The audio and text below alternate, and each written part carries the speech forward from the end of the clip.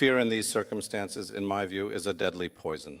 If you get scared and back down, as some suggest, recommending compromise, this compromise, in my opinion, has no end. And so if you ask me what our biggest challenge is now, it's the challenge of standing firm.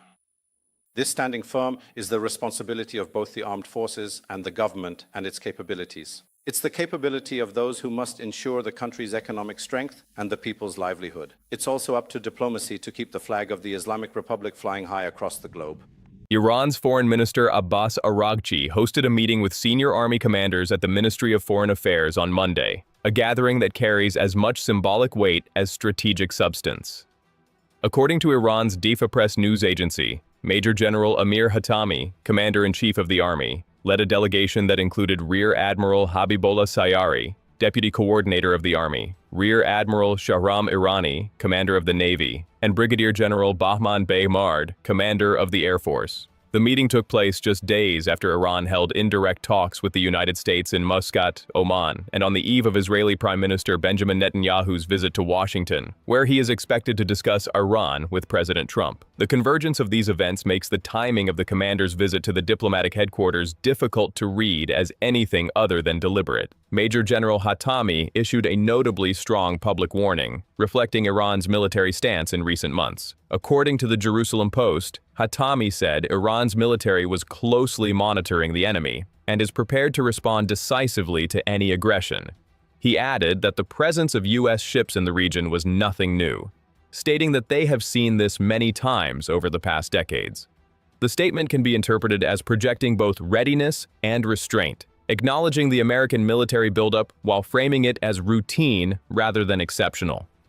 Chief of Staff of the Iranian Armed Forces Abdol Rahim Mousavi reinforced this posture. According to China Daily, Mousavi stated that Iran is not interested in a regional war, but is prepared for one if necessary. The pairing of these statements, Hatami's warning of an unprecedented response alongside Mousavi's assertion that Iran does not seek war but is prepared for one, reflects the classic deterrence formula that Tehran has employed throughout the current crisis. The message is directed simultaneously at multiple audiences. To the United States, it signals that military action will not be met with passivity.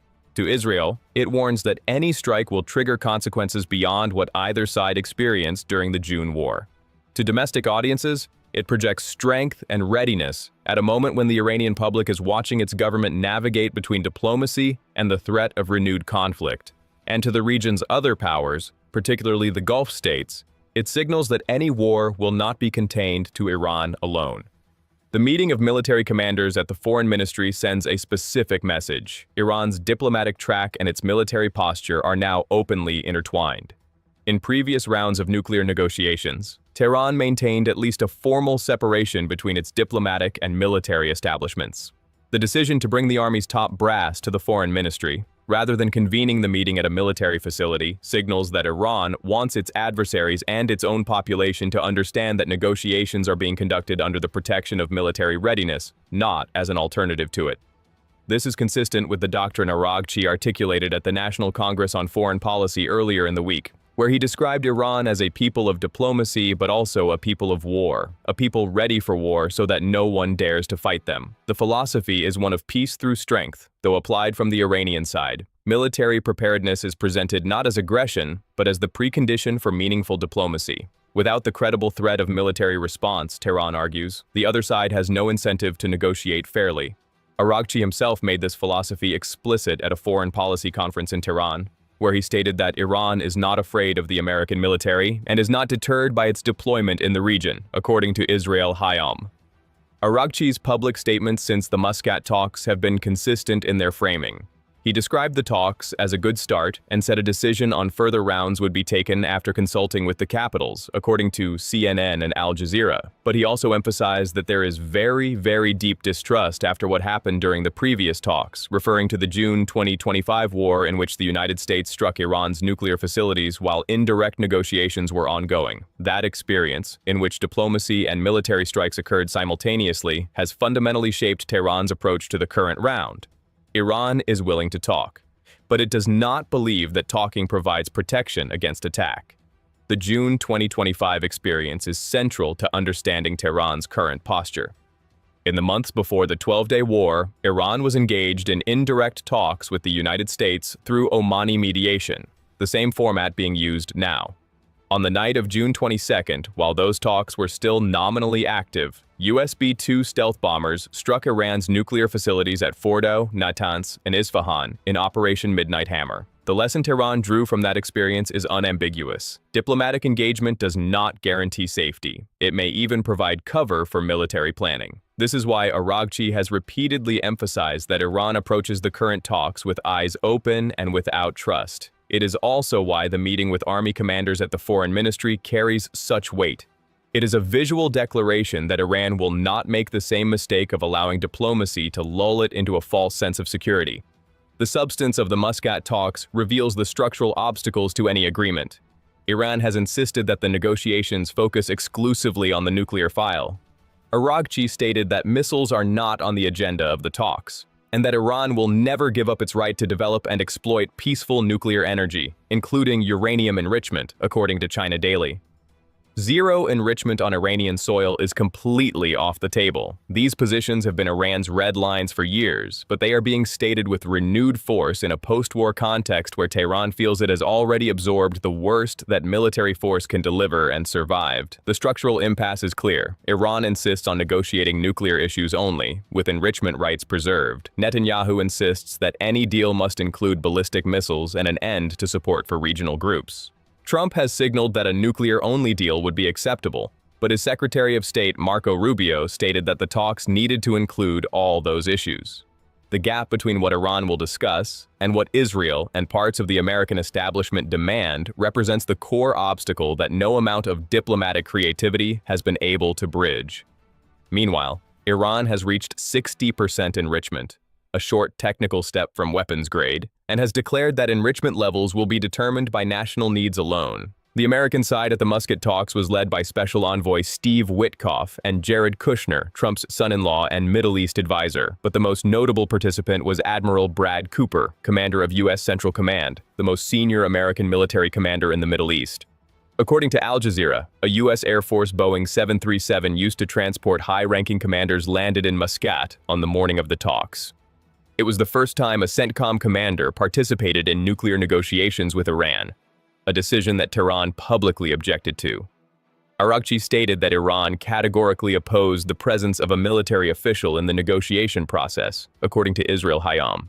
He said the Americans explained that Cooper had come to visit his aircraft carrier and that his presence at a customary courtesy meeting was a separate matter, but Iran rejected that explanation.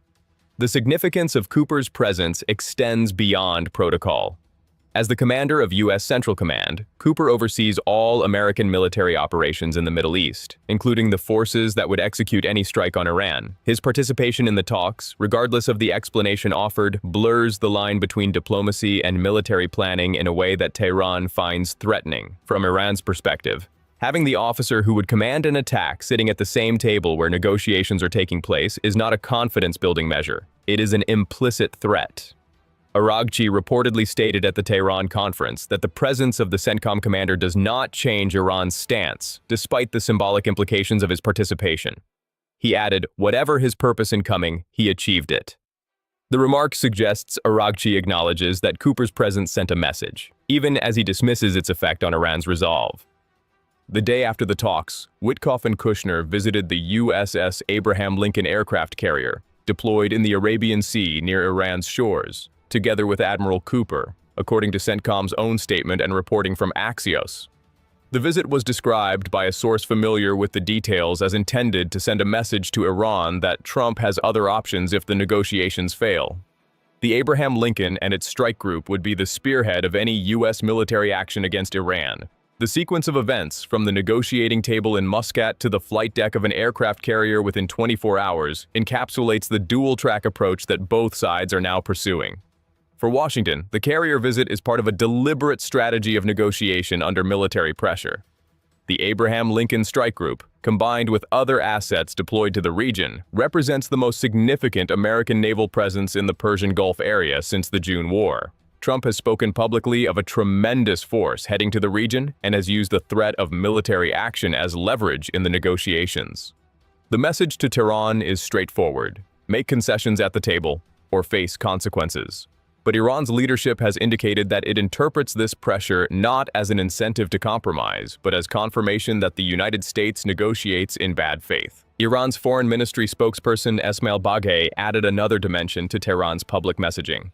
According to Iranian media, Baghaei said the United States must decide whether it is capable of negotiating independently or whether it remains under what Tehran describes as Israeli influence. Our negotiating party is the United States, Baghaei stated. It is up to the U.S. to decide if it can act independently of pressures that are to the detriment of the region. He also confirmed that Iran was willing to remain at the negotiating table for consecutive days, emphasizing that the Muscat round was designed to test the seriousness of the American side. The framing positions Iran as the party willing to negotiate in good faith while questioning whether Washington is free to make its own decisions.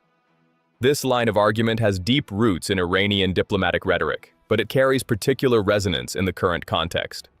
Netanyahu's announced trip to Washington to shape the Iran negotiations reinforces Tehran's narrative that the United States cannot act independently on Iran policy. From Iran's perspective, every time Netanyahu visits Washington and the scope of negotiations shifts or military rhetoric escalates, it validates the claim that Israel exercises disproportionate influence over American foreign policy in the Middle East. Whether this characterization is accurate or oversimplified, it shapes how Tehran interprets American actions and calculates its own responses. The Netanyahu-Trump meeting adds the most volatile element to the equation. According to the Associated Press and the Washington Post, Netanyahu is heading to Washington on Tuesday to encourage Trump to expand the scope of the nuclear talks to include Iran's ballistic missile program and its support for regional militant groups. According to CNN, Netanyahu also intends to discuss possible military options against Iran and plans to present Trump with fresh intelligence on Iran's military capabilities. Israel remains skeptical that the negotiations will succeed, CNN reported, but is pressing to ensure its interests are protected and to preserve Israel's freedom of military action under any potential agreement. The meeting was originally scheduled for February 18th, but was moved up at Netanyahu's request, according to Israeli sources cited by Axios. The acceleration of the timeline is itself significant.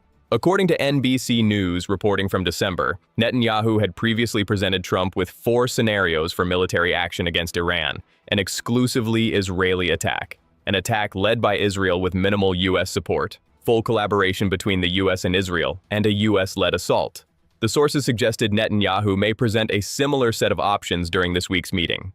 Whether the meeting produces concrete decisions or serves primarily as a consultation will depend on Trump's assessment of the diplomatic track, but Netanyahu's history suggests he will push for maintaining maximum pressure and military readiness regardless of the state of negotiations. It is worth recalling that in June 2025, it was Netanyahu who initiated the 12-day war with surprise strikes on Iran, and Trump who ultimately demanded a ceasefire after the conflict escalated beyond what either side anticipated. The dynamic between the two leaders on Iran is complex. Netanyahu pushes for aggressive action, Trump weighs the costs and benefits, and the result has historically been American military involvement that goes further than Trump initially intended. The upcoming meeting will test whether that pattern repeats or whether Trump's stated preference for a nuclear-only deal represents a genuine shift toward a more restrained approach. Trump's own signals have been mixed. He called the Muscat talks very good and said more meetings were planned, according to multiple reports. He also stated that a deal addressing only nuclear issues would be acceptable, suggesting he may not insist on the broader scope that Netanyahu is advocating. According to the Atlantic Council's Nate Swanson, the military options are also legitimately bad, and there is no clear silver bullet, a reality that constrains Trump's choices regardless of what Netanyahu recommends. The Gulf states have reportedly played a significant role in discouraging military action, with all of Iran's neighbors expressing serious concerns about the consequences of strikes, according to the Atlantic Council's analysis. The Gulf dimension is often underappreciated in Western coverage of the Iran crisis. Countries like Saudi Arabia, the UAE, Qatar, and Oman are geographically proximate to Iran and would bear the immediate consequences of any military escalation, whether through disruption of energy exports through the Strait of Hormuz, retaliatory strikes on U.S. bases hosted on their territory, or broader regional instability that would threaten their economic development strategies. These countries have been actively mediating and counseling restraint, and their influence on Trump's calculations should not be underestimated. From Tehran's perspective, the parallel tracks are deeply troubling. Iran is engaged in diplomatic negotiations in Muscat, while simultaneously watching the United States coordinate military options with Israel and Washington. The CENTCOM commander participates in the talks and then tours the aircraft carrier that would lead any attack. Sanctions are imposed hours after the talks conclude, and Netanyahu flies to Washington to push for expanding the scope of negotiations that Iran has explicitly said will focus on nuclear issues only.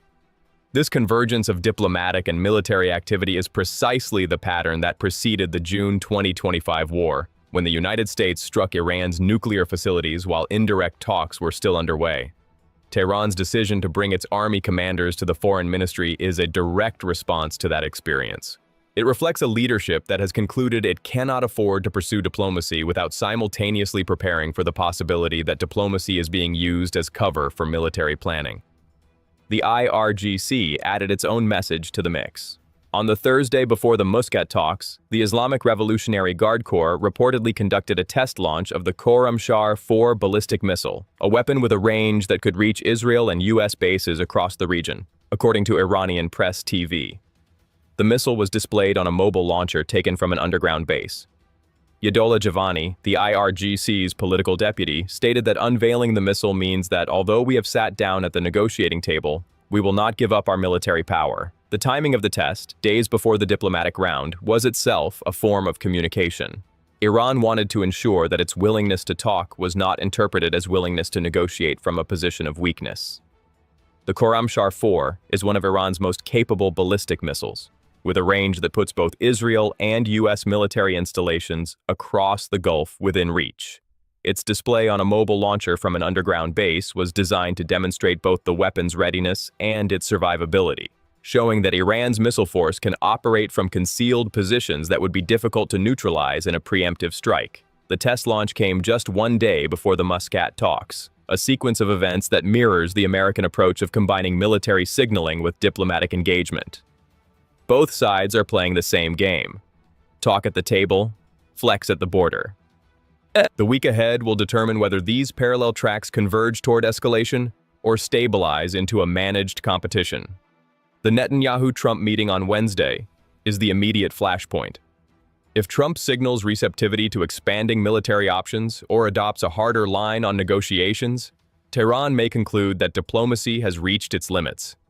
If Trump instead pushes for continued talks on the nuclear file while managing Netanyahu's expectations, the diplomatic window may remain open, but the margins are thin. Iran's commanders are preparing for what they describe as a decisive response. The United States has positioned its most powerful naval assets within striking distance, and Israel's prime minister is flying to Washington with intelligence briefings and military scenarios. When diplomacy proceeds without trust on either side and both parties are simultaneously preparing for war, the space for miscalculation narrows with every passing day.